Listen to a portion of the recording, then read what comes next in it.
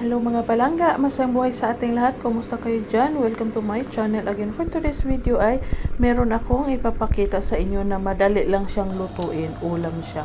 Rice bowl. Pero yan lang yung inano ko. Yung presentation ko ba. Yan.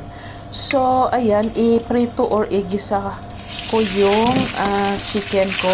In-slice ko siya ng maliliit. Pwede din, depende sa inyo kung paano nyo i-slice. Nakamarinate siya ng pepper, garlic, onion powder, soy sauce, at saka oyster sauce. Ayan. So, minarinate ko siya. Pagkatapos yun, ganyan lang siya. Igisa or iprito hanggang sa medyo mag-brown na siya.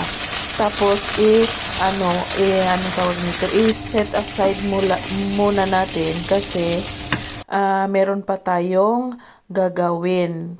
Para mabilis na lang, so ganito ang ginawa ko. Nadamihan ko siya ng mantika. So, next time, kuntian ko na siya ng mantika. So, igisa ko lang ng sabay-sabay ang ating sibuyas at saka bawang.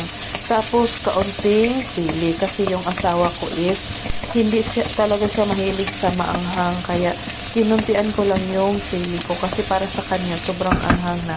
Pero sa akin, parang wala lang din. So, pagkatapos niyan, ibalik natin yung nagisa nating chicken. So, ganyan na siya, oh. Para mabilis lang siya. Tapos, yung lagyan natin siya ng sauce. Ang sauce dyan is water, cornstarch, soy sauce, at saka oyster sauce. Yung pag-marinate nyo, kontian nyo lang siya para hindi aalat yung ulam nyo. Tapos nilagyan ko siya ng kaunting tubig kasi gusto ko ng medyo may sabaw sa kanin. Kasi gusto ko yung, alam nyo na sa mga nanonood sa akin.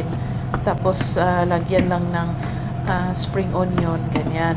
So kung wala kayong spring onion, kahit anong herb, pwede nyo siyang ilagay. Depende kung anong meron dyan sa available sa kusina nyo, sa bahay nyo, sa bakuran nyo. Ayan. So, kung nakaabot kayo hanggang dito sa video na to, pakisulat ang sagot sa aking tanong kung anong meat ang gamit ko dito sa niluluto kong ulam. So, ayan na, nag-plating na ako.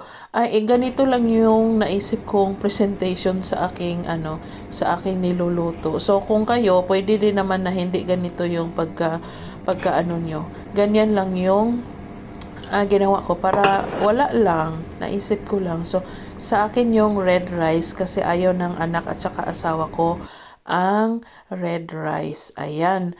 So, maraming salamat sa mga nanood. Sana ay nagustuhan nyo ang video ko for today. So, kakain na muna kami, diba? So, huwag kalimutan na pa-share ng aking mga video at saka comment and react.